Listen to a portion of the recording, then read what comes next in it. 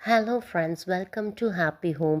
எங்கடா லக்கேஜ் எல்லாம் எடுத்துட்டு குக்கர்லாம் எடுத்துட்டு எங்கே போகிறேன்னு பார்க்குறீங்களா? ஆமாங்க, கரெக்ட் தான். நீங்கள் கெஸ் பண்ண மாதிரி தோட்டத்துக்கு தான் போகிறோம். ஸோ அங்கே போய் மாடெல்லாம் இருக்குது, அதனால் மாட்டுப் பொங்கல் அங்கே வைக்கலாம் அப்படின்னு சொல்லிட்டு கிளம்பி போயாச்சு. போனதே லேட் ஆகிடுச்சு, மதியத்துக்கு மேலே தான் போனோம். ஸோ அதனால் லேடிஸ் எல்லாம் சேர்ந்து சாம்பார் அவியல் வைக்கணும் இல்லையா, அதுக்குண்டான காயெல்லாம் வந்து கட் பண்ண ஆரம்பிச்சிட்டோம்.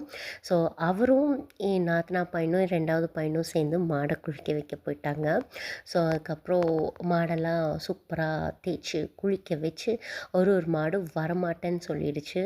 ஸோ அதனால் இங்கேருந்தே எடுத்து தண்ணி எடுத்து ஊற்றி அப்படி வந்துட்டு சூப்பராக அதை டெக்கரேஷன் பண்ணியாச்சு. நாய் பாருங்கள் எவ்வளோ ஜம்முன்னு தூங்கிட்டு இருக்குன்னு. அதுக்கப்புறம் மாட்டெல்லாம் குளிப்பாட்டி வச்சுட்டு மஞ்சள் எல்லாம் பூசி அதையும் டெக்கரேஷன் பண்ணி பொட்டெல்லாம் வச்சு வர்றதுக்கே லேட் ஆகிடுச்சு.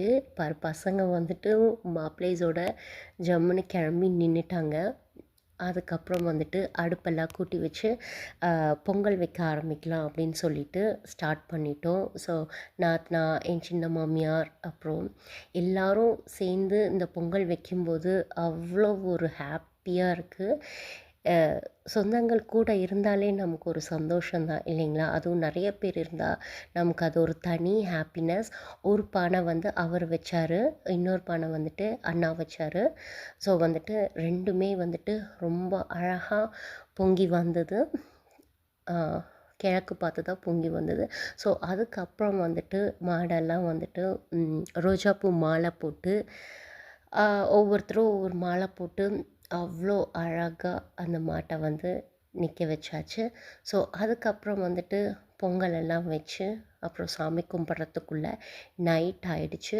கொஞ்சம் இந்த தடவை லேட் ஆகிடுச்சு, இல்லாட்டி 5 முடிச்சிடுவோம். இந்த தடவை 7 ஆகிடுச்சு. நாளைக்கு ஒரு விலாகில் பார்க்கலாம். பாய்.